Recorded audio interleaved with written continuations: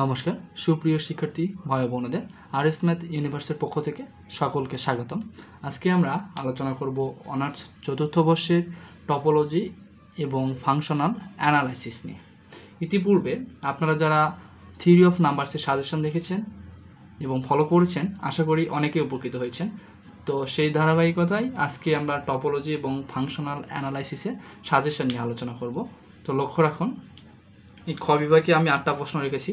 তো আসুন আমাদের প্রশ্নগুলো দেখে নেই। তো খ বিভাগে প্রথম যে প্রশ্নটা আছে, যদি T such that R tends to R এমন একটি চিত্রণ যেন norm T of X minus T of Y norm less than equal norm X minus Y, তাহলে টি এর কোনো নির্দিষ্ট বিন্দু নাও থাকতে পারে। উদাহরণসহ যথাযথ নিরূপণ করো। এটা এসেছিল এনইউএইচ 2012 এবং 19-এ।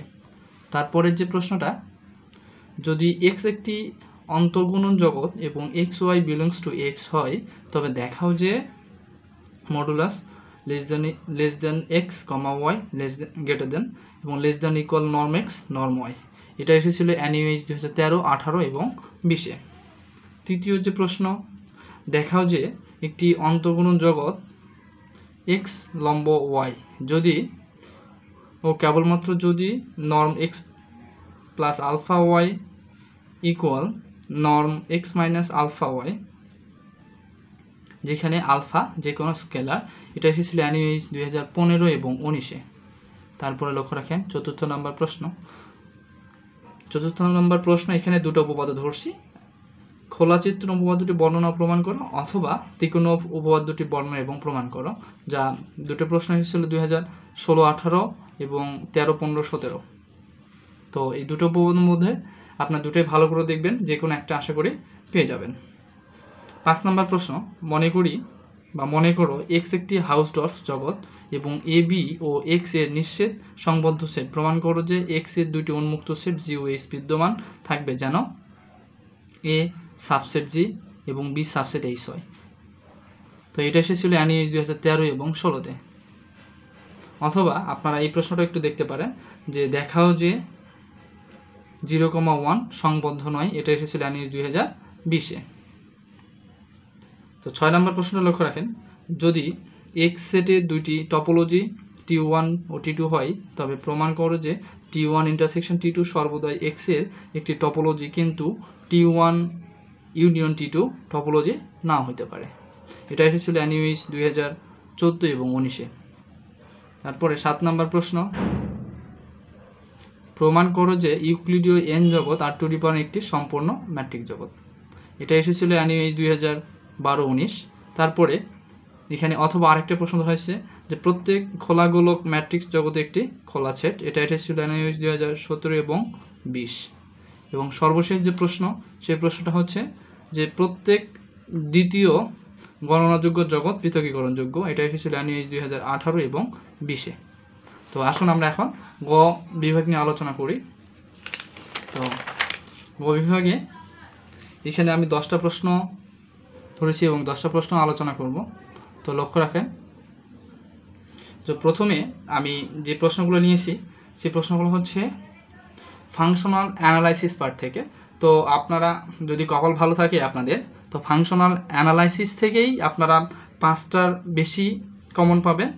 হ্যাঁ, তো আমি যেটা প্রেফার করি, টপোলজি এবং ফাংশনাল অ্যানালাইসিসের মধ্য থেকে ফাংশনাল অ্যানালাইসিসের কোশ্চেনগুলো আনসার করা বেটার হবে। তো লক্ষ্য রাখেন, 1 নাম্বার, দেখাও যে LP, 1 less than equal P less than infinity একটি বানাক জগৎ। এটা এসেছিল এনইউএইচ 2013, 15, 18। 2 নম্বর যে প্রশ্ন, যদি এক্স ও ওয়াই অন্তর্গুণন জগৎ এক্স এর যে কোনো দুইটি উপাদান হয়, তবে প্রমাণ করো যে less than X Y greater than equal 1/4 norm X plus Y whole square minus norm X minus Y whole square plus I norm X plus I Y whole square minus I norm X minus I Y whole square. এটা এসেছিল এনইউএইচ 2010 এবং 16-তে। 3 নম্বর প্রশ্ন, norm জগতের হান বানাক উপপাদ্যে বর্ণনা দাও। এবং 4 নম্বর যে প্রশ্নটা, তো হিলবার্ট জগৎ কি, এবং যদি হিলবার্ট জগৎ এক্স এর আবদ্ধ যোগাশ্রয়ী উপজগৎ এম হয়, তবে প্রমাণ করো যে X equal M plus M লম্ব। এটা এসেছিল এনইএইচ 2020-এ। তারপরে লক্ষ্য রাখেন 5 নাম্বার, ধরো T such that R tends to R নিম্নলিখিতভাবে T of X equal to X minus half E to the power X, যেখানে এক্স লেস দেন ইকুয়াল 0 এবং minus half plus half X, যেখানে X greater than equal 0। এসেছিল NEH 2009। মানে এইরকম টাইপের অঙ্ক যে দুটোই আছে, দুটার মধ্যে এই আমি একটা তুলে ধরছি এবং এই দুটো প্রশ্ন দেখবেন আসার সম্ভাবনা আছে। যদিও এটা 2009-এ আসছে সর্বশেষ। তারপরে লক্ষ্য রাখেন যে যদি এন একটি নর্মাল যোগাশ্রয়ী জগৎ এবং এক্স নট এবং এন এর একটি অশূন্য ভেক্টর, তাহলে প্রমাণ করো যে এন এর একটি এফ নট এর অস্তিত্ব যেন F naught X naught equal norm X naught এবং norm F naught equal to 1। এটা এসেছিল এনইএইচ 2019-এ। এবং 7 নম্বর প্রশ্ন, প্রমাণ করো যে এলপি এর দ্বৈত জগৎ এল কিউ যেখানে 1 less than P less than infinity এবং 1/p plus 1/q equal to 1। এটা এসেছিল এনইএইচ 2014, 17 এবং 19-এ। 8 নম্বর যে প্রশ্ন, 8 নম্বর প্রশ্ন হচ্ছে এখানে প্রমাণ করো যে একটি টপোলজির জগৎ এক্স নর্মাল হবে যদি, মানে এরপরে আর লিখি না, ডট ডট দিছি, তো এফ সাবসেট এইচ এর জন্য একটি খোলা সেট এবং জি এ আছে এবং এফ সাবসেট জি সাবসেট জি বার সাবসেট এইচ। এটা এসেছিল এনইএইচ 2017 এবং 20। এবং 9 নম্বরে যে প্রশ্নটা রাখা হয়েছে, এখানে প্রশ্ন বলতে এই যে অন্তস্থ বিন্দু, বহিস্থ বিন্দু এবং সীমানা বিন্দু সেট নির্ণয় সম্পর্কিত যে সকল অঙ্কগুলো আছে এগুলো সবগুলোই সমাধান করবেন, আশা করি একটা কমন পেয়ে যাবেন। এবং 10 নম্বর সর্বশেষ 10 নম্বর প্রশ্ন, যদি এক্স কমা ডি একটি ম্যাট্রিক্স জগৎ হয় তবে দেখাও যে d1 x, y equal to minimisation 1, d of x, y দ্বারা বর্ণিত d1 x এর উপর ম্যাট্রিক্স। এটা এসেছিল এনইএইচ 2016, 18, 20।